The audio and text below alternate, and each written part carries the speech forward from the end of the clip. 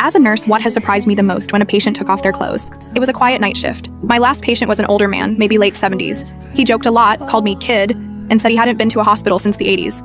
When I helped him change into the gown, he paused, looked down, and mumbled, "Sorry if this is awkward." I said, "It's not." But then I saw it. His chest, back, and arms were covered in old, deep scars. Dozens of them. I asked if he'd been in a bad accident. He shook his head. Worse, my father. He told me bits and pieces. How he ran away at 15. How he lied about his age to join the army just to escape. He said the only thing that kept him going was telling himself that one day, he'd have a normal life, a safe home, no yelling, no bruises. He never did.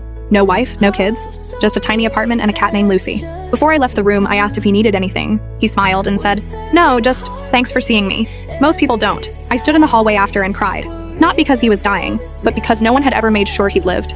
The next night, I brought him Lucy in a little carrier. He cried harder holding her than he did when they told him he had days left. He died with her asleep on his chest, and I stayed until his heart stopped.